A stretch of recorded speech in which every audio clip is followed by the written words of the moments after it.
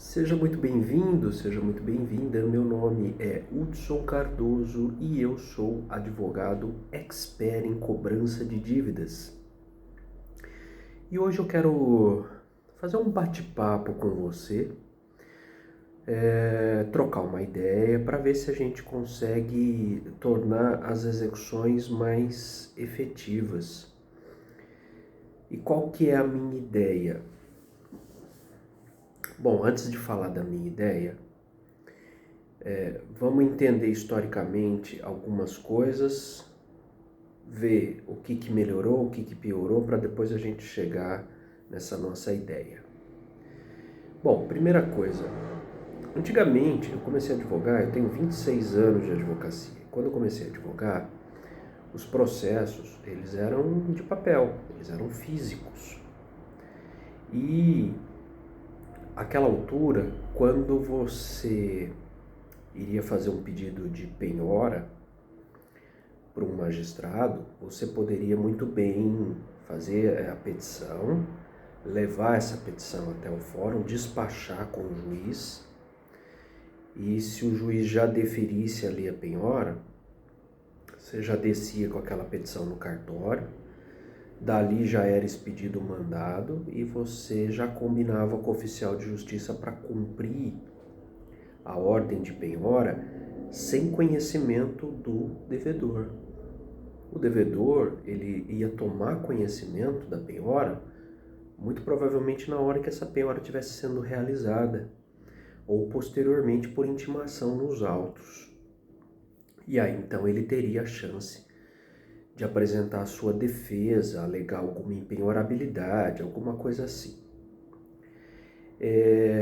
Hoje, os processos, eles são digitais, né? Eles são eletrônicos, através da internet, o que, de certa medida, é maravilhoso, tendo em vista que qualquer advogado, pode hoje trabalhar de qualquer lugar do planeta.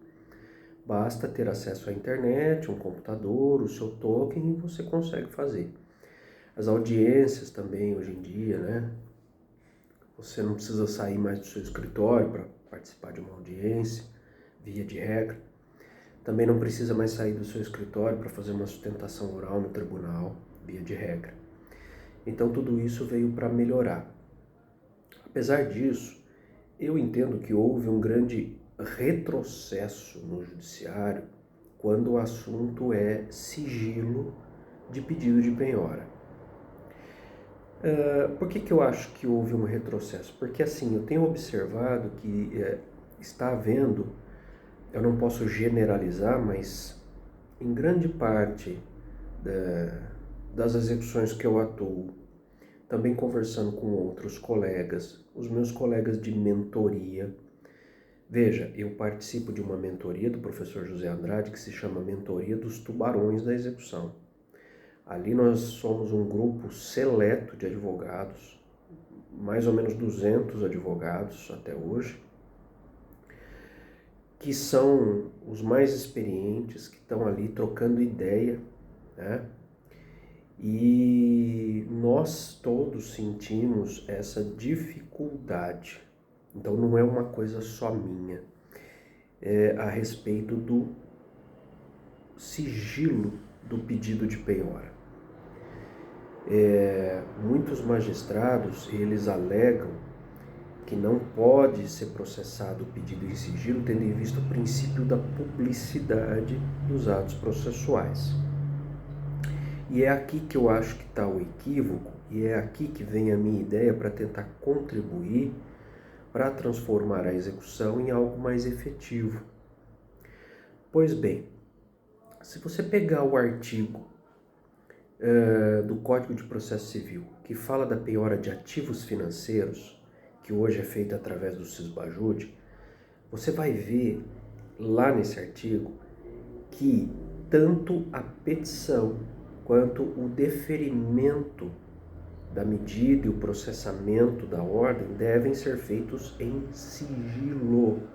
Isso está expresso na lei. Qual que é a lógica desse sistema? A lógica é o seguinte, é que se o devedor tomar conhecimento de que vai ser bloqueada a conta bancária dele, por instinto natural de ser humano, de querer se proteger, o que ele vai fazer? Com um clique do celular dele, ele vai transferir todos os ativos financeiros dele para uma outra conta, que às vezes é de um cônjuge, de um filho ou de um laranja, vai esperar passar os 30 dias da ordem de bloqueio do Sisbajude e vai voltar a movimentar essa conta normalmente. Então, pensando nisso, a lei determina expressamente que o pedido de bloqueio de ativos financeiros seja feita de forma sigilosa e assim deve ser processada. Muito bem. Qual que é a minha ideia aqui? A minha ideia é dizer o seguinte, olha, existe na lei a previsão de sigilo para um pedido de penhora,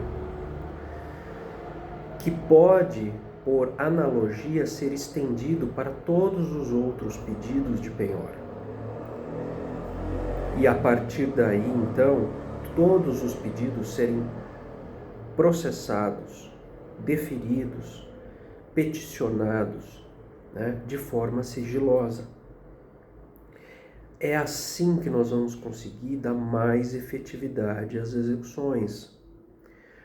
O devedor não vai ficar prejudicado em nada com essa medida, porque depois que for realizada a penhora, ele será intimado e aí ele poderá exercer o contraditório e ampla defesa, que lhes são assegurados pela Constituição Federal.